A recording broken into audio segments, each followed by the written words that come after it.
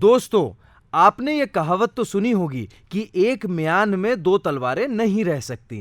अरे भाई, ये तो जग जाहिर है कि घर में भी दो अलग सोच वाले लोग हों तो उनमें झगड़ा चलता रहता है। ठीक वैसे ही हमारी फसलों का भी है। अगर मुख्य फसल के साथ कोई अनचाही फसलें लग जाए तो पोषण के लिए उन दोनों के बीच झगड़ा चलता रहता है। खेती की भाषा में हम इन्हें खरपतवार कहते हैं। होता यह है कि हमारी फसल की बुवाई के बाद जब पहली बारिश पड़ती है तो कुछ अनचाहे मेहमान भी पैठ बनाकर बैठ जाते हैं और फिर जो जो खाद पोषण हम अपनी फसल को देते हैं उनमें से कुछ हिस्सा वो मेहमान छीन लेते हैं और फिर हमारी फसल को पूरा पोषण नहीं मिल पाता। धीरे धीरे हमारी फसल कमजोर हो जाती है और फिर हम अपनी उपज को लेकर हमेशा परेशान रहते हैं। तो हम क्यों ना उन मेहमानों को जमने से पहले ही हटा दें। खेती की भाषा में इसे खरपतवार प्रबंधन कहते हैं। हम बात करें गन्ने की तो गन्ने में खरपतवार प्रबंधन से अनचाहे मेहमानों या खरपतवार का तो सफाया होता ही है और भी बहुत सी समस्याएं दूर हो जाती हैं। जैसे गन्ने में आने वाले भयंकर कीटों को भी आश्रय के लिए जगह नहीं मिलती।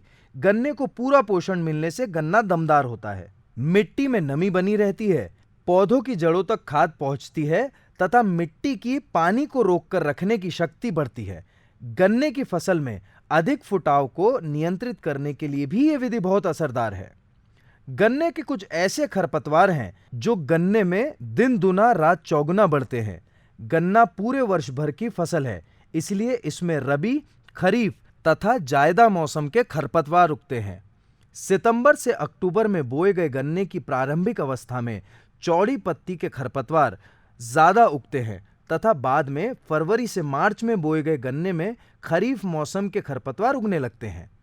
अब बात आती है कि गन्ने में खरपतवार प्रबंधन कैसे करें।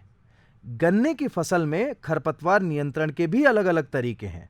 एक है यांत्रिक विधि, जहां पर खेती का काम करने वाले मजदूर आसानी से और कम लागत में मिलते हैं। वहां पर गन्ने की फसल में उगने वाले खरपतवारों को खुरपी या कुदाली से नष्ट किया जा सकता है।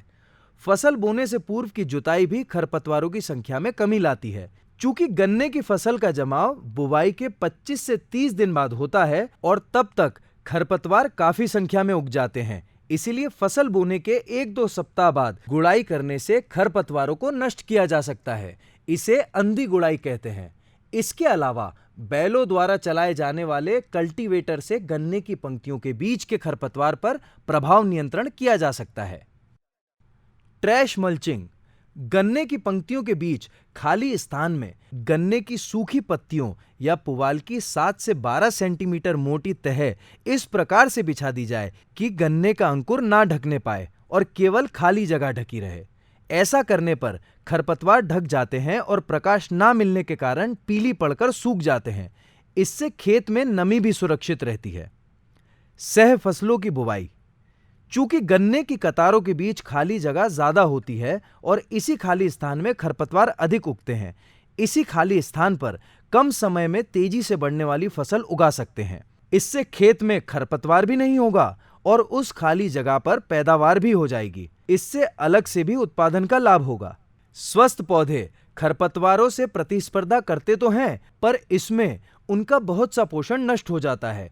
इसलिए बेहतर है कि हम इन घुसपैठियों को आने ही ना दें।